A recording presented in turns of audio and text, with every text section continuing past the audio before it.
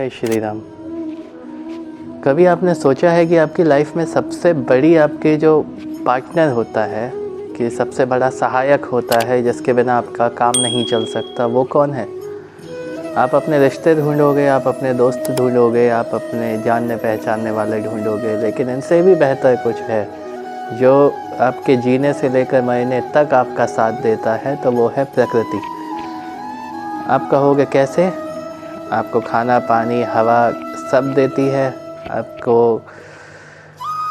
ऐसा बहुत कुछ आपके लिए अरेंज करती है जो आप नॉर्मल अपने हाथों से प्राप्त नहीं कर सकते। डाउट होता है? अपनी लाइफ उठा के देख लें, जो जो इच्छाएं की हैं, अच्छी की है या बुरी की है, आपको मिल गई हैं, तो मिली कैसे है?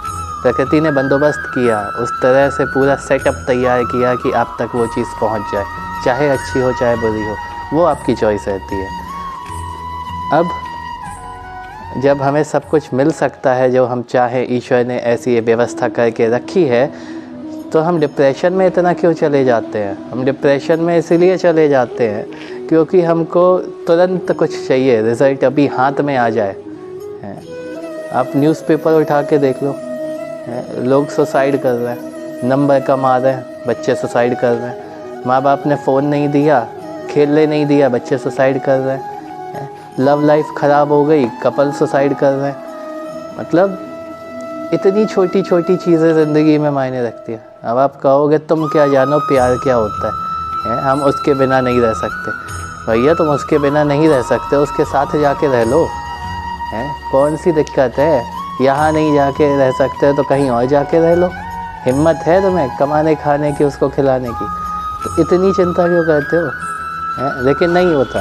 हम चाहते हैं कि हमें सब बैठे बैठे मिल जाए, हमें मेहनत कुछ ना करनी पड़े, हमारे दिमाग में कोई प्रेशर ना आए, और सब हो जाए हमारे लिए।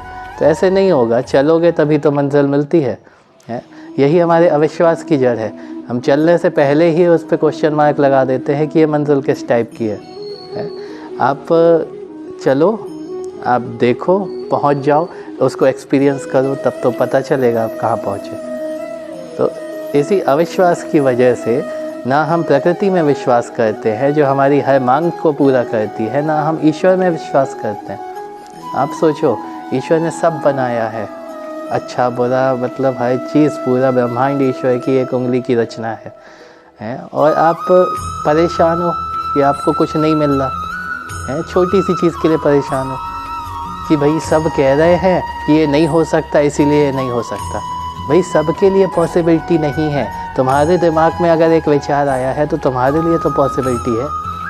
तो आपके मन में अगर कोई विचार आया है और आपको पॉसिबिलिटी लग रही है कि ये पूरा हो सकता है, तो किसी भी इंसान की बातों में ना आए। कोई भी इंसान आपको नहीं बता सकता कि ये पॉसिबल है कि नहीं है, जब तक आप खुद से ना कह दो कि ये पॉसिबल है कि नहीं है। चलेंगे तो मिलेगा, क्योंकि प्रकृति ने ही आपके मन में ये विचार डाला है। तो कोई मनुष्य आपका भाग्य निर्माण नहीं कर सकता, आप अपने भाग्य विधाता खुद ही हैं। पर ईश्वर में और प्रकृति में विश्वास करके चलिए। इसी विश्वास को तुलसीदास जी अपने शब्दों में लिखते हैं। राम कथा के मिली जग नाही, ऐसी प्रतीति तिनके मन माही। नाना भांति राम अवतारा, रामायण सत कोटि अपारा। इसका अर्थ कि रामायण अनंत है, राम कथा अनंत है, जिसकी कोई सीमा नहीं है। तो जिस कथा की कोई सीमा नहीं है, उसके ईश्वर की सीमा कैसे हो सकती है? तो ना राम कथा की कोई सीमा है और ना ईश्वर की, राम की कोई सीमा है। और जिसकी सीमा नहीं है, तो वो जो भी होगा वो पॉसिबल करेंगे। आपके मन में अगर कोई प्रेरणा दी है तो उसको भी पॉसिबल करेंगे। आप क्यों परेशान होते हो? तो राम के कई अवतार हुए हैं। राम भगवान ने कई कई तरह से, कई कई वजहों से अवतार लिए हैं, अलग अलग युगों में अवतार लिए हैं।